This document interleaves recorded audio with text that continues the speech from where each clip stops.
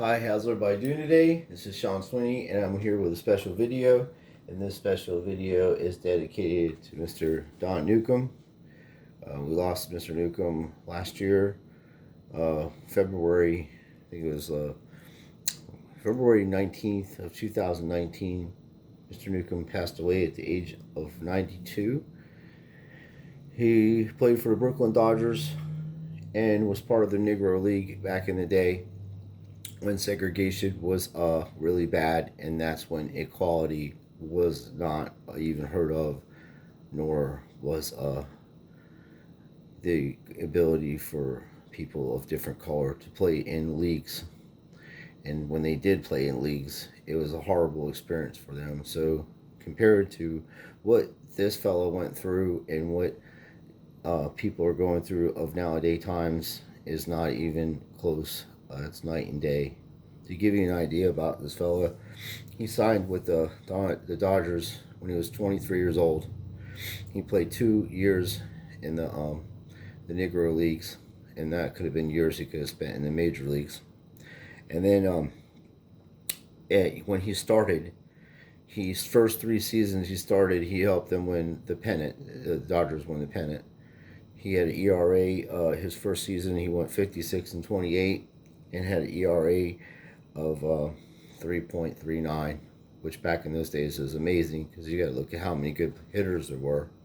So a few years ago, I picked this card up on eBay for actually $3, and it's thick, and it may be too thick to be graded. So I got one of these 180 or even bigger than that holders.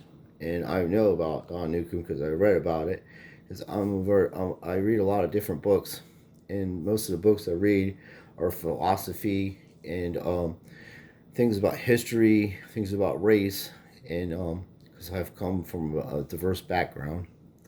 I have a Jewish background and I have a Christian background, and it's something that I can relate to. So, not at this level, because I grew up in the 70s. In my generation, growing up, we weren't that way towards each other. Okay, it was other generations prior to us, the baby boomers, the Crow laws, all that stuff.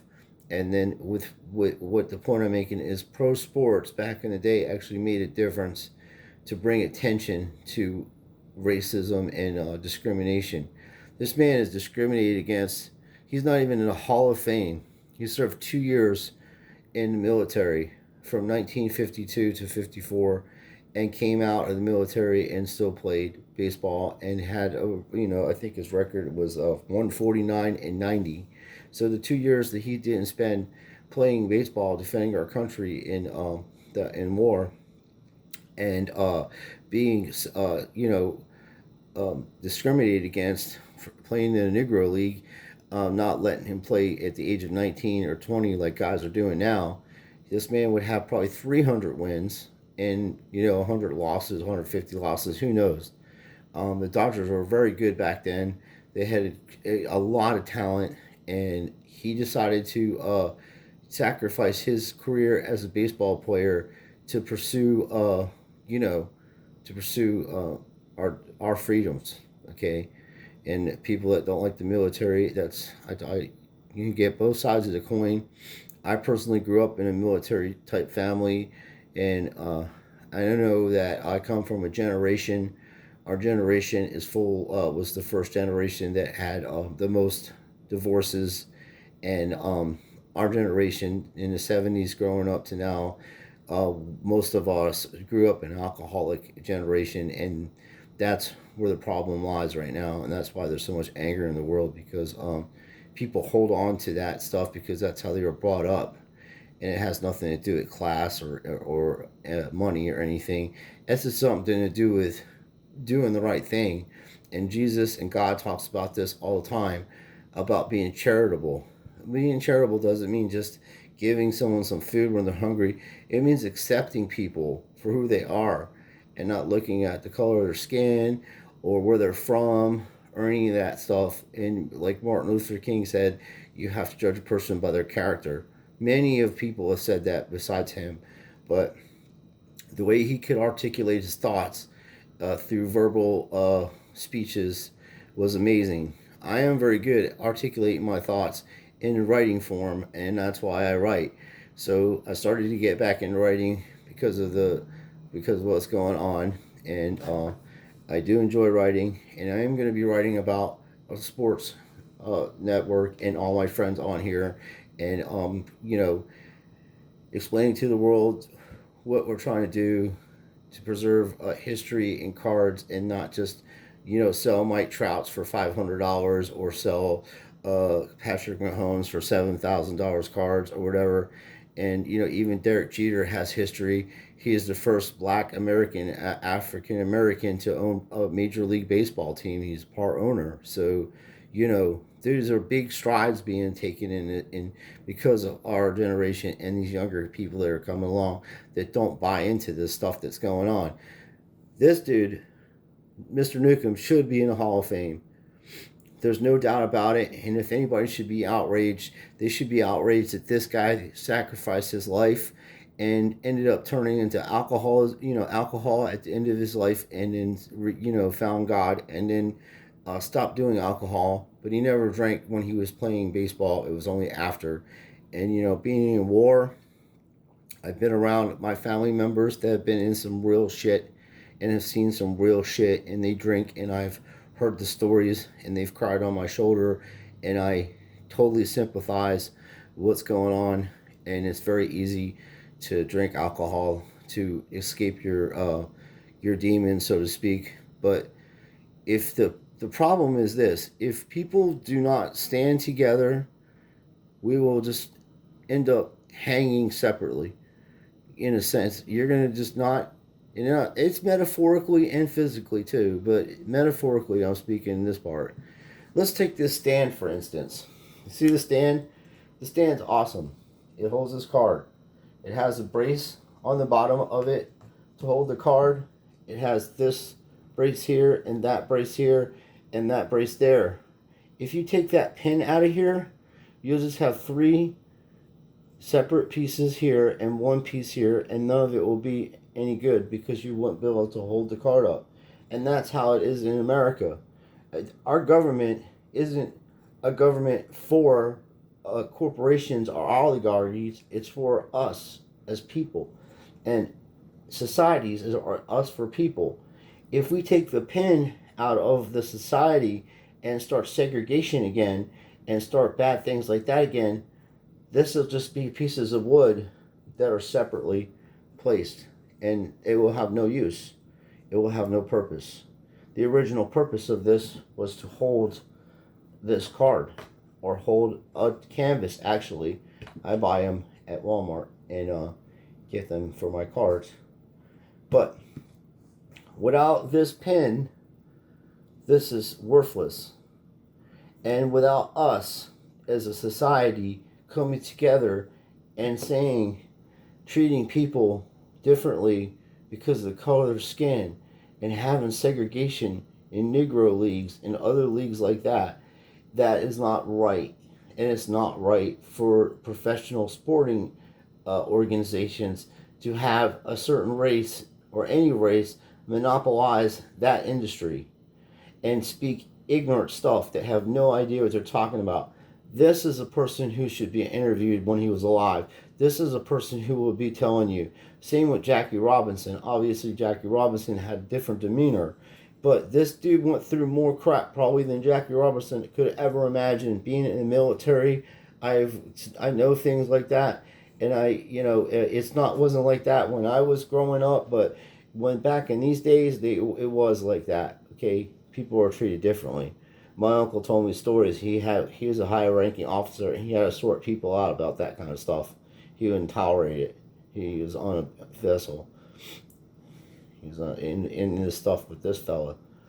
The Korean conflicts and all that, with McCarthy and all that stuff. MacArthur and all that stuff. It's crazy stuff. How can you let this happen to a person like this? This is just one guy. We can go back, and I'm sure when I do my research on this stuff, I'm just letting you know. When I do my research, I'm going to find hundreds of guys like this that should be in the Hall of Fame.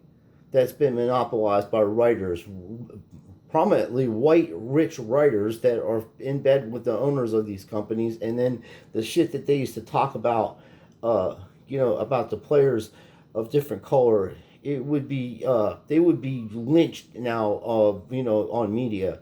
Twitter people would blow them up. They would be shamed unbelievably. It would be worldwide shame on them. But and as a Pirate fan, and the Cincinnati Reds, back in the day, they weren't very nice to people. Okay, they weren't nice to people of color back in the 20s and the 30s and stuff, in the 40s and even in the 50s, and when Roberto Clemente, and even Campanella and those fellows, but they weren't nice, okay, to people. All right, it was getting to a point where, when our generation, I was born in '71. When I was a child, I was allowed to go and play with people of different color and go do things and stay night at people's houses, and there was not even an issue of what that person even looked like, because I never thought that in my mind. I wasn't raised with a father figure, because at an early age my mom had to leave my dad, and I was saying about the '70s, and I was raised by my mother and my grandmother, and then when my grandfather retired from roofing, he was in my life too, but I grew up in Florida. So the thing about it is, our generation didn't tolerate this kind of stuff being done to people, and now that as they got older, in their 40s like I am, they have gone to sleep on their general principles of allowing things to get down to like this and not check people for what it really is. This man was discriminated. He didn't have equality. He's lucky he didn't lose his life, okay? These people are heroes. They're American heroes. They're iconic people. There'll never be a person like this again, okay? There's the closest thing is Pat Tillman when he got killed over there. People, millionaires, are not going to join the military, okay? They're not doing it. They're not going to go out there and risk their life. Hardly anybody will do that. There's a handful of people, okay? Even Mickey Mantle and on them guys, without them, the face of baseball would have been gone anyway. It was like that, something that you had to have people there. But as I'm saying about this is the simplest way I can explain what's going on. Society in America, there's groups out there trying to pull this pin out and make this worthless. See, all America is to me, is a great big gathering of a picnic gathering, so to speak. We're all family, we're all from different areas of the United States. We get together and we get to know each other, and we get to, enjoy food together and be a big nation of people that are enjoying the company of others, and that's how I perceive government should be, for the people. And I'm not trying to get political, although this is, because this is political. This man should be in the Hall of Fame. This is just one person. And when I get this book sorted out and put it in perspective, because it'd be a lot easier for me to articulate my thoughts on writing and give you dates and people and things that you can research yourself. But I studied psychology in college, and I studied philosophy in college, and it all comes down to everything that I've ever read and everything that I've ever agreed with. And there's been stuff I've read by other people that are very crazy people, and I do not agree about what they're saying. But the most simplest things, as people getting along and loving each other, can be torn apart by the pull of a twig, by just pulling the pin out of it, and it comes apart. And then to get that thing back in there the way it was before, exactly the way before, be very difficult. It could be done, but it could be very difficult to do. My thing is, let's just keep this the way it is, and let's just make it stronger so that pin can't come out. And guys like this can get into a Hall of Fame, and kids can go to the Hall of Fame in Coopertown and see a fella like that and say, "Wow, Mom, Dad, who's that fella?" That's Don Newcomb. He played for the Brooklyn Dodgers. That fella was in the war and everything else. He played in the Negro League when we were assholes and didn't treat people correctly. And I wasn't born there, so I can't say for that. But I can tell you one thing. I've never got into a fight with any person of color because of the color of skin. I have gotten stitches in my eye for fighting when I was a little children's, 16, 17 eye. It got snuck, people sneak fight you. And I've learned that lesson. And then, and that was just an asshole, a jerk. And sometimes you don't want to be trying to hit anybody or hurt anybody, but you have to defend yourself and win, lose, or draw. And this dude is a fighter. Okay, that's a fighter right there. That's a man of great integrity. And yes, even a man as gentle as that can throw a baseball in 100 miles an hour in 90s and make you look like a jerk at the plate and get scared like a little kid, standing at the plate because a grown ass man's throwing a 90-mile-an-hour baseball at you. Yeah, this dude right here probably didn't even have to use a gun in the war. He probably could throw a rock at somebody and knock him out from 100 yards away, because he throws a baseball around the 90s. So they're like, Don, do you need a gun? He's like, no, just give me a box of rocks and some baseballs, and I probably can take out a lot of fellas for you. And that's how they probably did business with that fella. Anyway, point I'm making is we should hashtag Don Newcomb for Hall of Fame. Seriously, before it's too late. Because these generation kids, they if you fall for any, if you don't stand for something, you'll fall for anything.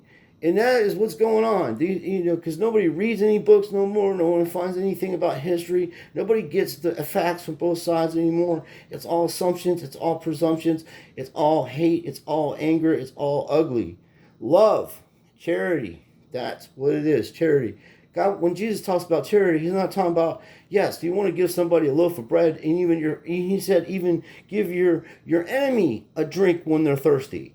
Okay? Because you can convert those persons, not convert them, but you can have a conversation with them while they're drinking the water and say, why do you hate me? What did I do? Can I not be this way for you not to do that to me?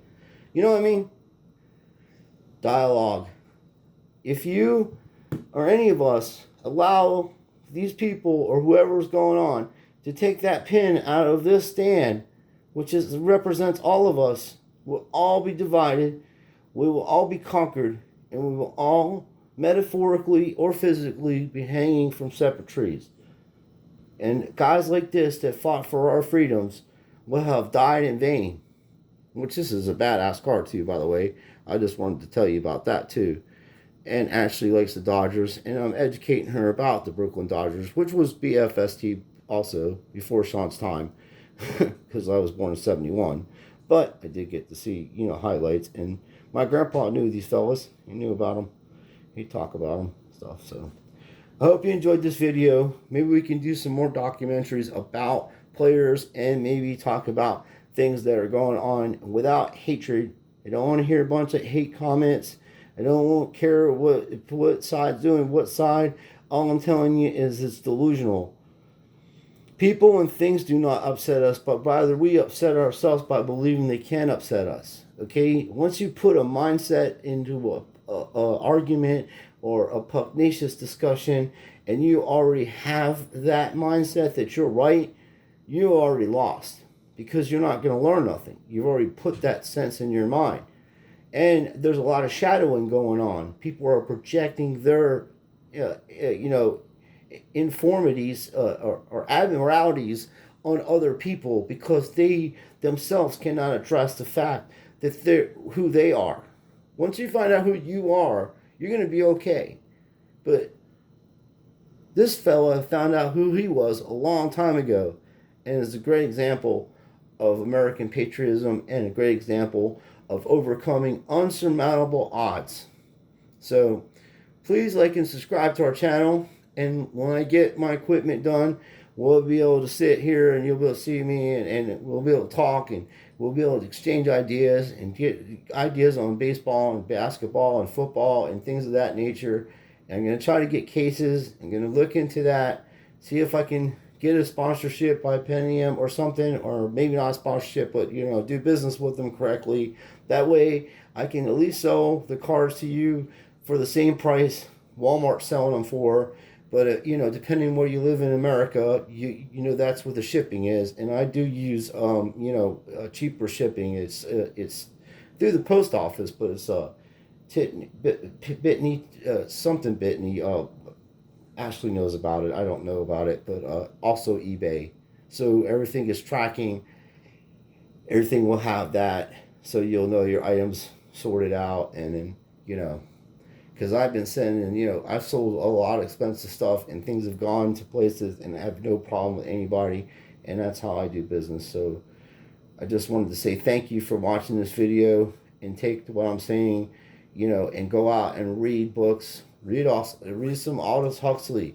Read some different things of different, you know, points of view. If you dislike a party, a political party, look into them. Why do you dislike them? Why does that? Okay, and then look into the party you like and see if there's a comparison. And then be open minded, because you can't have a battle with just, or even have an intelligent point of view on anything if you don't know both sides of the coin, so to speak. So, thank you for watching once again, and I do appreciate it. Please leave some comments on what you think about Don Newcomb. Should he be in the Hall of Fame? Is you know, is 149 and 90 good record for a fellow that was in the war for 2 years and was in the Negro League for like 3 years, and should have been pretty much in the majors for an extra 5 years, because he retired, I believe, in 1962 or something like that. I don't write most of the stuff down; I just memorize it. So I don't think I even wrote any of this. No, this is list to do stuff. Okay. Oh yeah, I did write his record for the first season and his ERA, and then yeah, in 1960 he finished his career in 1960 in the big leagues with a record of 149 and 90. It's not bad. It's not bad. So let me know what you think. I do like this car. I only paid $3 for it, man. It's very cool. I know this is a long video, but it's important. So please, you know, and I don't have to tell anybody any of this stuff. You guys can go out there and beat the hell out of each other for all I care, you know. But I'm trying to save your souls, because that's hatred. And, you know, hatred is not allowed in the kingdom of heaven. So until next time, take care of yourself. And, you know, just keep doing what you're doing and be positive. Don't let things bother you too much. Walk away from things that are bothering you. Go take a walk, get some fresh air. Go love each other.